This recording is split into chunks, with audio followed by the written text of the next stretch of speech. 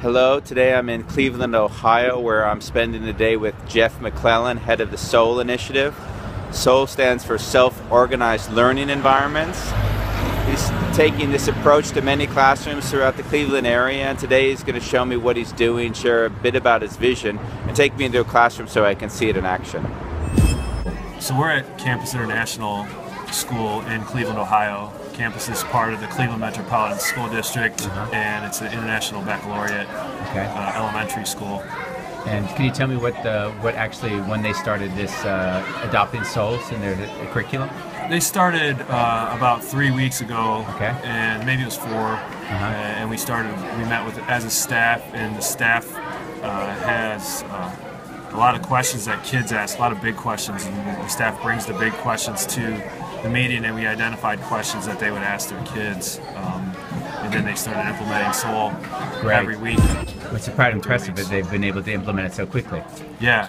Well, it's amazing in my opinion how quickly, one, they started to implement, and two, how quickly they've started to talk about the impact that it's having both on them in terms of what they're thinking about doing with kids and the kids themselves. What are the impacts that they share?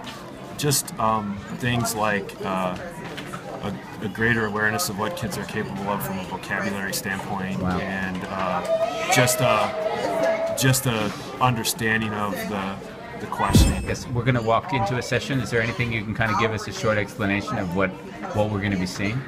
So we're gonna walk in and kind of walk around a couple different classrooms that are doing SOLs right now, and these are teachers that have essentially volunteered to open their classrooms up to us today, and we're going to see questions, and we're going to see kids wrestling with these questions and moving around, and hopefully we're going to see some presentations as well. Perfect. Okay, great. So we'll go down and check it out.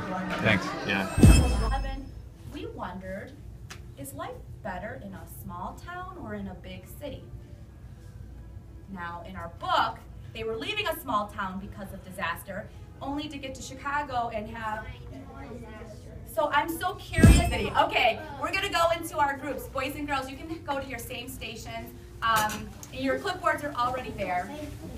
Benefits to your quality of life are numerous in a small town. In a small town, the following crime. Crime is lower in a small town than in a small town than a big city. So this is a fact. It cannot be disputed. And then we would say the conclusion is better in a small town than a big town. Well, the conclusion is So one of the big benefits to this type of engagement right now is that these websites the kids are reading are not Lexile level to a certain grade level. So there's kids in there engaged with text that is at a much higher level than what they would be engaged with if they were working at their grade level. And because they're working with their peers, some of which are at higher levels than others, they're able to comprehend and be exposed to vocabulary that's at a much higher level than what they would have if we were concerned with this is grade 3, this is a grade 3 level. So the impact on their exposure to language and concepts is great. Fantastic. Living in a small town. I don't think I'll be moving to a small town. No, but that actually is a good website. It tells you about it. It tells you about small towns and good things about it. So one of the things that the teachers that are implementing SOL well do a lot of is provide affirmations for the students, not necessarily specifically to the content, but to the behaviors that they're exhibiting in the SOL environment that supports the kind of interaction and collaborative investigation that we're looking for.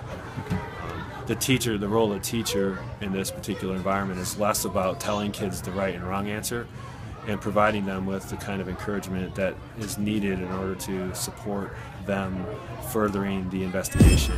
The research said that in a small town, that there's less crime and more people know each other, so there's less crime and less people stealing stuff. Anyone else in your group? Well, from the research that I got, it said that small towns do not have a lot of the amenities that big towns have.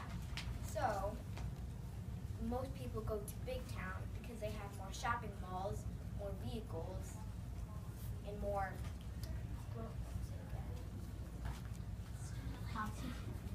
Oh yeah, houses. Some say that they like in a big city, but yet the others agree with that. They prefer to live in a small town. Give them a big clap. So what made you interested in this? So part of the International Baccalaureate is the students ask questions, and that drives their inquiries. Okay. And so there was lots of student questions living on the wall, and I would go in for observations, and the teachers would say, like, I'm just not sure what to do with the student questions because we don't always have time built in to explore all these different questions the students are wondering about. So when I was introduced to SOL, it gave a format once a week that you pull a student question, and the fact that they're coming from the students, I think it jazzes the students more to want to answer those questions. Okay. And so this protocol of you research a question, and then you have different perspectives based on the grouping, and then the students are learning from each other. And how I gathered that I was told by Jeff that in 3 weeks there's something like almost 30 teachers that are already using it. How does it happen that you can sort of adopt it so quickly? Well, to me, it's a great integration to the International Baccalaureate. So it wasn't adding to what they were doing. It was almost like a vehicle to help them do what they were doing better. Okay.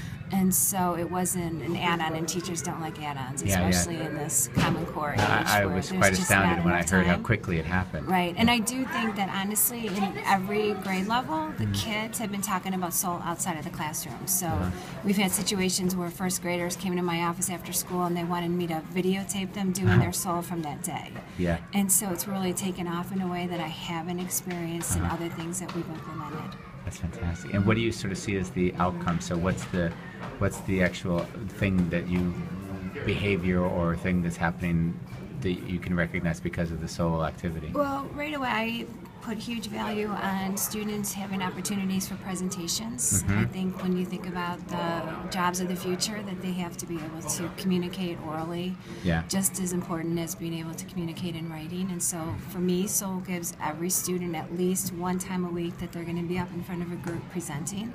And so for me, I would love to fine-tune presentation skills through this process, as well as working together. They have to work in groups, part of the requirement, and then of course researching, and so there's just so much of the transdisciplinary skills, which we use a lot here, self-management, research skills, teamwork, that are all embedded in SOL.